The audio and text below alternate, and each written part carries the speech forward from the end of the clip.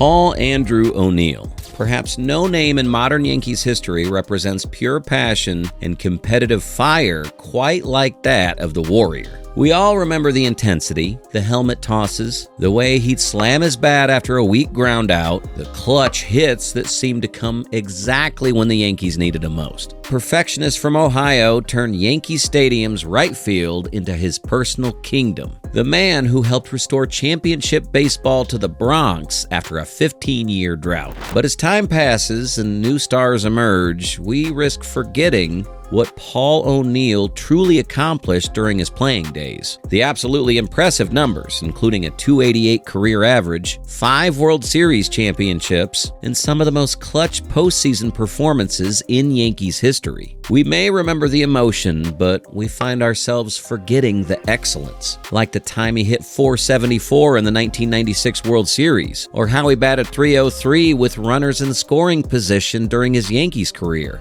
or how this Cincinnati castoff became the heart and soul of one of the greatest dynasties in baseball history. Well, now it's time to remember, to appreciate the glory of baseball's ultimate competitor. Step right up to the plate with us. Paul O'Neill wasn't just a ball player. He was the embodiment of everything it meant to be a Yankee. When Paul O'Neill was drafted by the Cincinnati Reds in the 4th round of the 1981 amateur draft, he was 18 years old and carried the dreams of a blue-collar family from Columbus, Ohio. The son of Charles "Chick" O'Neill, a government worker, and Virginia O'Neill, young Paul grew up in a household where hard work wasn't just expected, it was demanded. His father had been a semi-professional baseball player who instilled in Paul a love for the game and an understanding that talent alone would never be enough. The 6'4" outfielder was a natural athlete who excelled in both baseball and basketball at Brookhaven High School. But it was clear from an early age that baseball was his calling. Paul had a swing that was both beautiful and violent, a picture-perfect stroke that could turn on any fastball. But he also had a temperament that meant he'd be furious with himself for weeks after a bad at-bat. During his senior year, O'Neill hit .455 while leading his team to a state championship.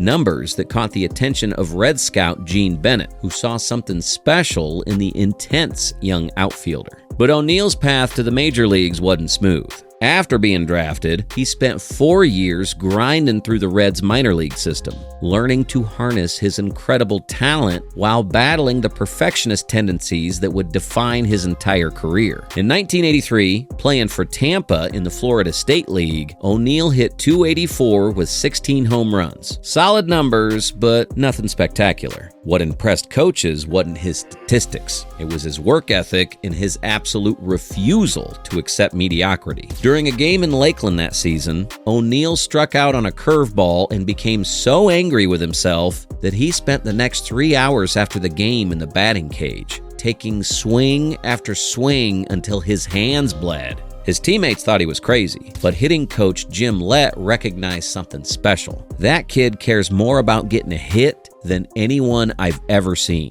Lett told the Reds front office. He's going to be something special if he can learn to control that fire. When O'Neill finally debuted with Cincinnati on September 3, 1985, he was 22 years old and desperate to prove he belonged in the big leagues. The Reds were a team in transition, having just missed the playoffs, and they were looking for young players who could help restore their championship tradition. O'Neill appeared in just 5 games that September, going 1 for 12, but anyone watching could see the raw talent and burning desire that would eventually make him a star. His first full season in 1987 showed flashes of brilliance mixed with the growing pains typical of young players. O'Neill hit .256 with 16 home runs and 73 RBIs. Decent numbers, but nothing that suggested he was destined for greatness. What stood out was his defensive play in right field, where his strong arm and excellent instincts were already making him one of the better outfielders in the National League. More importantly, veterans like Tony Perez and Dave Parker began to notice O'Neill's intensity and work ethic, qualities that would serve him well as his career progressed. The 1988 season was O'Neill's first taste of real success at the major league level. He hit .252 with 16 home runs and 73 RBIs, but his improvement was evident in his approach at the plate and his consistency in the field. Manager Pete Rose, despite his later troubles, recognized O'Neill's potential and began giving him more opportunities in key situations. "That kid's got something special," Rose told reporters. "He hates to fail more than he loves to succeed. And that's exactly what you want in a ball player." By 1989, O'Neill had established himself as a solid major league player, hitting .276 with 15 home runs and 74 RBIs while playing excellent defense in right field. The Reds were building something special, with young players like Barry Larkin and Chris Sabo joining veterans like Eric Davis and Dave Parker to form a potentially championship-caliber team. O'Neill was an important piece of that puzzle, providing steady production and emotional leadership that complemented his more flashy teammates. The 1999 season was when Paul O'Neill truly announced himself as a star. That year, he hit .270 with 16 home runs and 78 RBIs. But more importantly, he helped lead the Reds to the World Series championship, their first since 1976. In that World Series sweep of the heavily favored Oakland Athletics, O'Neill hit .333 with 5 RBIs, providing clutch hits throughout the series and showing that he could perform on baseball's biggest stage. What made that championship run special for O'Neill wasn't just the team success. It was the way he embraced his role as a leader. During the National League Championship Series against the Pittsburgh Pirates, with the Reds trailing 2-1 in the series, O'Neill delivered a crucial 2-run single in Game 4 that helped shift momentum back to Cincinnati. After that hit, he rounded first base with his fist pumped, showing the kind of emotion that would become his trademark throughout his career. The 1991 season saw O'Neill reach new heights individually, as he hit .256 with 28 home runs and 91 RBIs, career highs in both categories. His 28 home runs were particularly impressive because Riverfront Stadium was not a hitter-friendly ballpark, and O'Neill was proving that he could drive the ball with authority when he got his pitch. More importantly, he was becoming one of the most respected players in the Reds clubhouse, a guy that teammates looked to when games were on the line.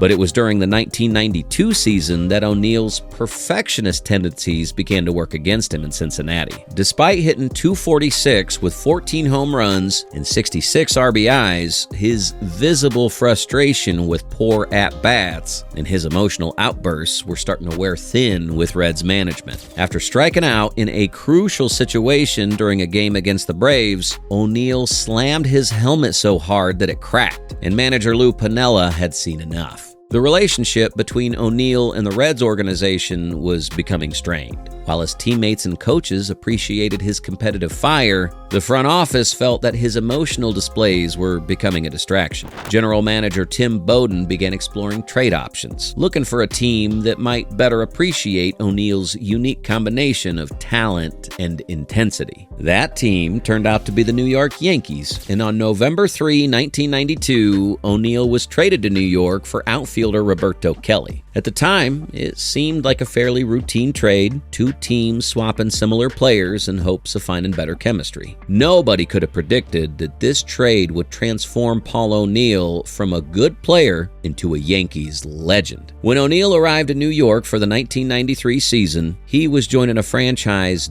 desperate to return to championship glory. The Yankees had not won a World Series since 1978, and their last appearance in the Fall Classic had been 1981. Manager Buck Showalter was trying to build a winning culture, and he immediately recognized that O'Neill's intensity and work ethic were exactly what the team needed. O'Neill's first season in pinstripes was spectacular. He hit .311 with 20 home runs and 75 RBIs, immediately establishing himself as one of the most dangerous hitters in the American League. More importantly, he brought a level of intensity and professionalism that younger Yankee players like Bernie Williams and Derek Jeter would later credit with helping them develop into champions. His meticulous preparation and visible frustration with failure set a standard that elevated everyone around him. The 1994 season was shaping up up to be even better for O'Neill and the Yankees. Through 103 games before the player strike ended the season, O'Neill was hitting .359 with 21 home runs and 83 RBIs, putting him on pace for career-high numbers across the board. The Yankees had the best record in the American League at 70-43, and many believed they were finally ready to end their championship drought. The strike robbed O'Neill and the Yankees of what could have been a magical season, but it also demonstrated just how much O'Neill had elevated his game since arriving in New York. When baseball resumed in 1995, O'Neill picked up right where he left off. He hit .300 with 22 home runs and 96 RBIs.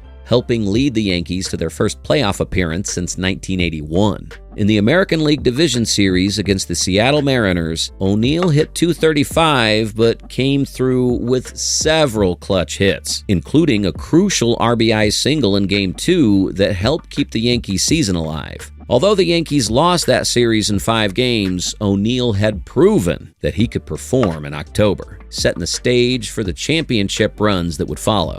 The 1996 season was when everything came together for Paul O'Neill and the New York Yankees. That year, he hit .302 with 19 home runs and 91 RBIs. But his true value showed up in the clutch situations that define championship teams. With runners in scoring position, O'Neill hit .342, consistently delivering the hits that won games and put the Yankees in position to capture their first World Series title since 1978. In the 1996 postseason, O'Neill was absolutely magnificent. During the American League Division Series against the Texas Rangers, he hit .400 with 5 RBIs, helping sweep the Rangers and advance to the ALCS. Against the Baltimore Orioles in the championship series, O'Neill continued his hot hitting, batting .316 with several key hits that helped the Yankees advance to the World Series. But it was in the 1996 World Series against the Atlanta Braves where Paul O'Neill truly cemented his legacy as a clutch performer. After the Yankees lost the first 2 games at home, people thought their season was over. The Braves had the best pitching staff in baseball, led by Greg Maddux, Tom Glavine, and John Smoltz, and they seemed poised to capture their second championship in 3 years. O'Neill had other plans. In Game 3 at Atlanta Fulton County Stadium, he went 2 for 4 with an RBI, helping the Yankees win 5-2 and get back in the series. Game 4 saw him deliver another clutch performance, going 1 for 3 with a walk and a run scored in an 8-6 Yankees victory that evened the series at 2 games apiece.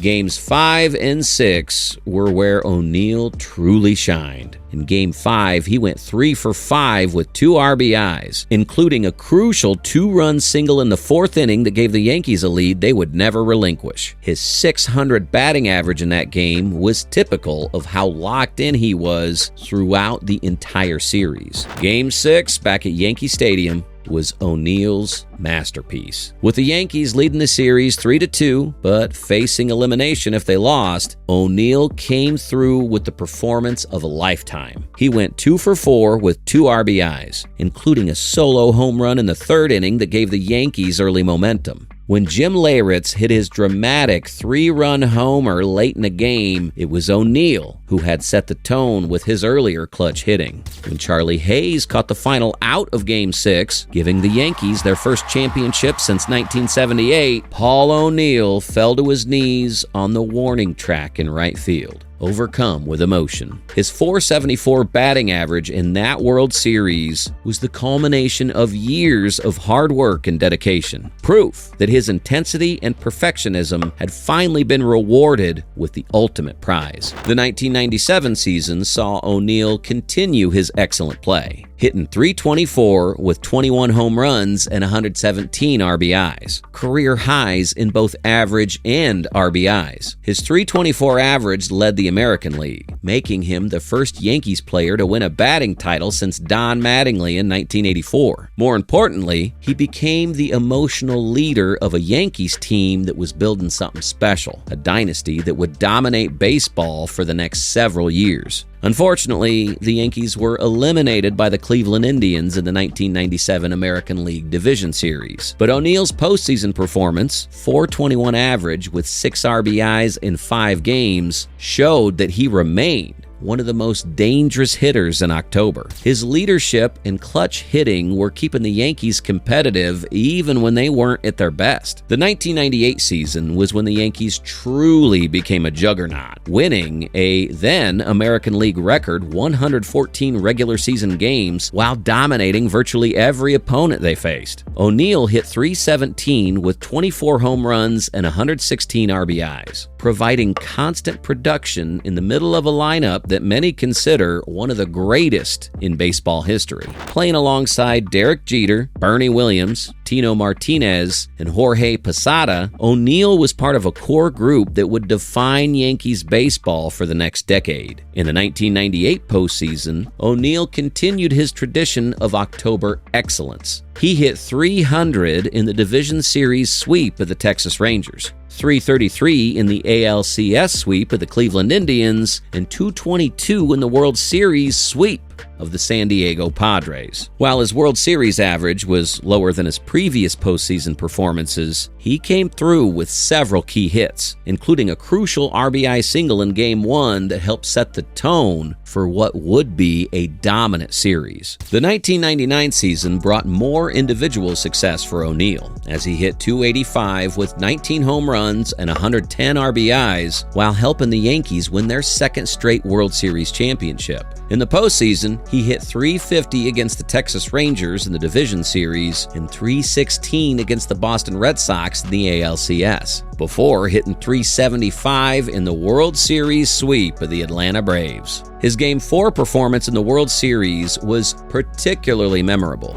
as he went 2 for 4 with 2 RBIs in the clinching victory. The 2000 season was O'Neill's final year as an elite player, and he made it count. At age 37, he hit .283 with 18 home runs and 100 RBIs, proving that his approach and work ethic could extend his career well into his late 30s. More importantly, he helped lead the Yankees to their 3rd straight World Series championship, a feat that hadn't been accomplished since the Yankees won 4 straight from 1936 to 1939. In that 2000 World Series against the New York Mets, O'Neill hit .474 with 5 RBIs, capping off his incredible postseason career with another clutch performance. His 2-run single in Game 1 helped the Yankees win 4-3 in 12 innings, and his consistent hitting throughout the series was a major factor in the Yankees' 5-game victory. At age 37, Paul O'Neill was still delivering in the biggest moments, still setting the standard for clutch performance that had defined his entire Yankees career.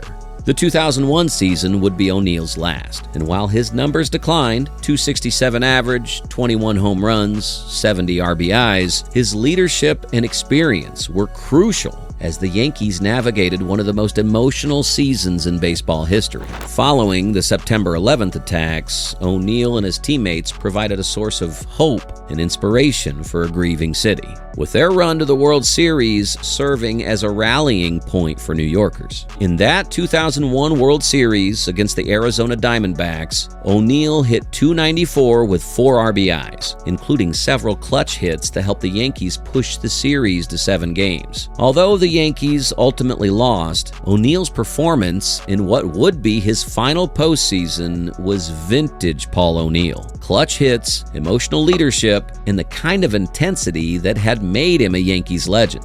When O'Neill announced his retirement after the 2001 season, he left behind a legacy that went far beyond his impressive statistics. His career numbers, .288 average, 281 home runs, 1,269 RBIs, were solid but not spectacular. What made O'Neill special was his ability to perform when it mattered most, and his unwavering commitment to excellence that inspired everyone around him. His postseason numbers tell the story of one of the greatest clutch performers in baseball history. .284 average with 16 home runs and 61 RBIs in 76 postseason games, with 5 World Series championships to show for it. More importantly, he hit .303 with runners in scoring position position during his Yankees career, consistently delivering the hits that won games and championships. O'Neill's impact on Yankees culture cannot be overstated. His intensity, work ethic, and emotional investment in every at-bat set a standard that influenced an entire generation of Yankees players. Derek Jeter, Mariano Rivera, Bernie Williams, and Jorge Posada all credited O'Neill with helping them understand what it took to be a champion, both in terms of preparation and performance. The retirement of his number 21 in 2022 was long overdue recognition of O'Neill's contributions to Yankees history. While he may not be a Hall of Famer in terms of career statistics, his impact on one of the greatest dynasties in baseball history earned him a place among the Yankees' all-time greats. When will we see another player who combines clutch hitting, emotional leadership, and championship-level intensity the way Paul O'Neill did? When will we see another outfielder who makes routine plays look easy while turning big moments into personal missions? When will we see another player who cares so much about every single at-bat that his frustration with failure becomes as memorable as his success? These are the reasons why Paul O'Neill remains one of the most beloved players in Yankees history. He showed that talent alone wasn't enough, that championship-level success required a level of intensity and commitment that most players simply couldn't sustain. The Warrior from Ohio proved that sometimes the heart of a champion matters more than the size of the statistics, and that passion and perfection could coexist in the pursuit of baseball excellence. Thanks for watching. Leave a like if you enjoyed this video and comment to us to know who you want to hear about next. Subscribe for more legendary baseball stories every week. This is Inside Baseball, where we bring you the best of the game.